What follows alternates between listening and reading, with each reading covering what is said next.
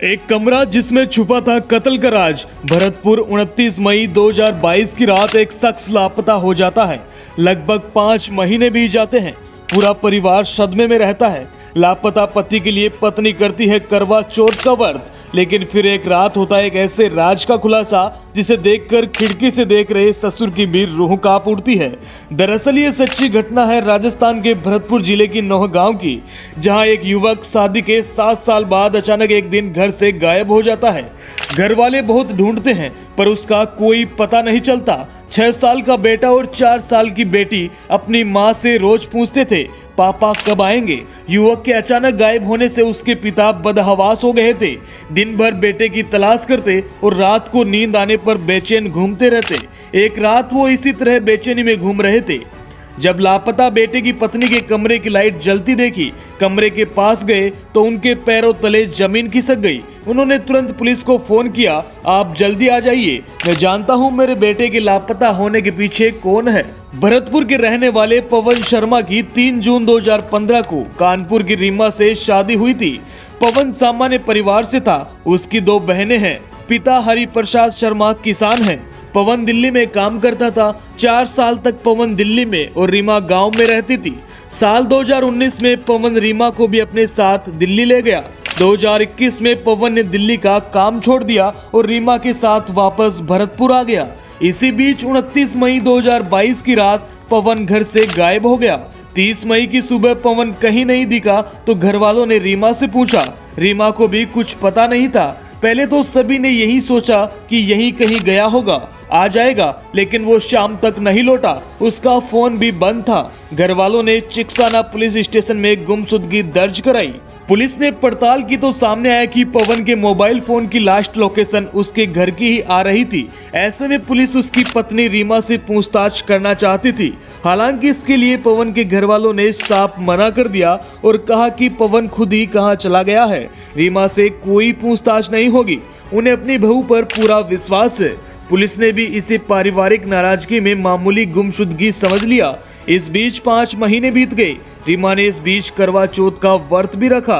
16 अक्टूबर की रात पवन के पिता हरिप्रसाद लापता बेटे की चिंता में परेशान टहल रहे थे। उन्होंने रीमा के कमरे की लाइट जलती हुई देखी। कमरे से आवाज भी आ रही थी। कमरे के पास गए तो जो देखा वो किसी बुरे सपने से भी बुरा था। जिस बहू पर उन्हें हद से ज्यादा विश्वास था वो उन्हीं के पड़ोस में रहने वाले भागेंद्र नाम के युवक के साथ आपत्तिजनक हालत में थी।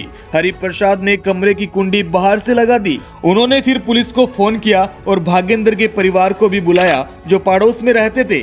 पुलिस के आने से पहले भागेंद्र का परिवार वहां पहुंच गया और झगड़ा करके उसे छुड़ा कर ले गए। भागेंद्र ने हरिप्रसाद को धमकी दी, जैसे तेरे बेटे को मारा है वैसे ही तुझे भी मार दूंगा, रीमा और मेरे बीच में मत आना। भागेंद्र की धमकी ने हरिप्रसाद को यकीन दिला दिया कि हो न हो उनके बेटे पवन के गायब होने के पीछे भागेंद्र और रीमा का ही हाथ है।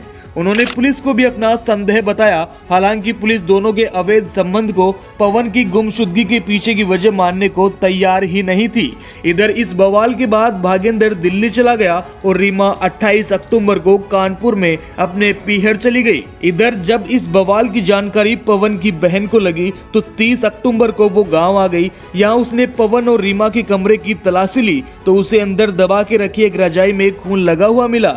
ये देखते ही उसे और घर वालों को पवन के साथ किसी बड़ी अनहोनी का शक हो गया। उन्होंने तुरंत पुलिस को बुलाया और खून से सनी रजाई दिखाई। पुलिस के सामने अब बहुत बड़ा सबूत आ चुका था। पुलिस ने तुरंत रीमा को कानपुर से और भागेंद्र को दिल्ली से पूछताछ के लिए थाने बुला लिया।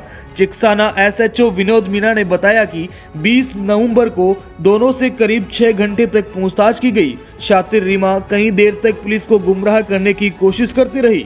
दूसरी तरफ भागेंद्र भी पुलिस को बातों में घुमाता रहा। दोपहर में पुलिस ने सख्ती से भागेंद्र से पूछताछ की तो उसने सच बयां कर दिया। उसने बताया कि वो रीमा से प्यार करता है। उसने बताया कि पवन ने उसे और रीमा को एक साथ देख लिया था तो उसने उसकी हत्या कर दी।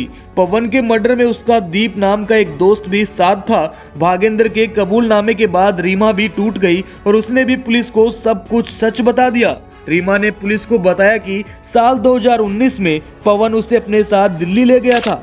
दिल्ली में पवन के गांव का भागेंद्र भी रहता था। शादीशुदा भागेंद्र लोन दिलाने का काम करता था। वहीं पर भागेंद्र और रीमा की मुलाकात हुई। धीरे धीरे मुलाकात नजदीकियों में बदल गई। पवन काम पर जाता तो वह भागेंद्र को घर पर बुला लेती। दोनों साथ में घूमते। भागेंद्र उसे गिफ्ट भी लाकर देता था। इसी दौरान दोनों के बीच कई बार संबंध भी बने। साल 2021 में पवन ने दिल्ली का काम छोड़ दिया और रीमा के साथ वापस भरतपुर आ गया। भरतपुर आने के बाद रीमा और भागेंद्र का आपस में मिलना बंद हो गया था। मिलना बंद हो गया तो रीमा और भागेंद्र ने खतरनाक साजिश रची। रीमा हर रात अपने पति पवन और पूरे परिवार को खाने, दूध, चाय में नींद की गोलियां मिलाकर देने लगी। जब सब बेहोश हो जाते तो भागेंद्र को फोन कर देती।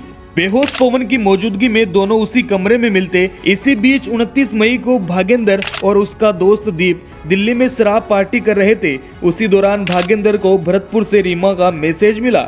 उसने मिलने के लिए बुलाया था। भागेंद्र भी कई दिनों से उससे मिला नहीं था। भागेंद्र ने दीप को साथ चलने के लिए तैयार कर लिया। दोनों 200 किलोमीटर बाइक चलाकर भरतपुर आ गए। भागेंद्र रीमा के घर में चला गया और दीप को कुछ देर बाहर ही रुकने के लिए बोला। भागेंद्र घर में घुसा तो सब लोग नींद की गोलियों के कारण बेहोश थे। वो सीधा रीमा के कमरे में चला गया। पवन बेहोश था। उसी कमरे में रीमा और भागेंद्र ने संबंध बनाए। इसी दौरान पवन की बेहोशी टूट गई। पत्नी को भागेंद्र के साथ आपत्तिजनक हालत में देखकर वो आग बबूला हो गया। गुस्से में उसने भागेंद्र को पकड़ लिया। रीमा ने पवन के पैर पकड़े तो उसने उसे धक्का देकर दूर गिरा दिया। भागेंद्र पवन का गला दबाने लगा और दीप को भी अंदर बुला लिया। तीनों ने मिलकर पवन का गला घोंटकर उसे मार दिया। हत्या के बाद भागेंद्र और रीमा ने लाश को चादर में लपेटकर रस्सी से बांध दिया। इसके बाद लाश बोरी में डाल दी। भागेंद्र और रीमा ने कमरे में बिखरा खून साफ किया। इसके बाद भागेंद्र और दीप बाइक पर शव रखकर उसे गांव से 2 किलोमीटर दूर सुनसान जंगल में नहर के पास ले गए। वहां उन्होंने बोरे में लाश के साथ 15 किलो का पत्थर बांधकर नहर में डाल दिया ताकि लाश पानी के ऊपर न जाए। दोनों रात करीब 2:30 बजे बाइक पर ही दिल्ली के लिए रवाना हो गए। सुबह 8 बजे दोनों दिल्ली पहुंचे। दोनों से पूछताछ के बाद पुलिस जेसीबी और ट्रैक्टर लेकर नहर के पास शव निकालने पहुंची। भागेंद्र ने उन्हें बताया कि शव कहां पर फेंका। उसकी निशानदेही पर बोरा निकाला गया। बोरे को खोलकर देखा तो उसमें सिर्फ 17 हड्डियां मिली। 6 महीने में मछलियां और कछुए शव को पूरी तरह खा गए थे।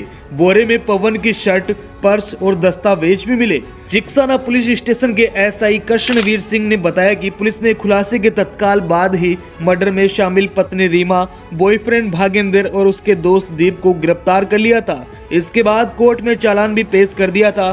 फिलहाल मामला कोर्ट में चल रहा है।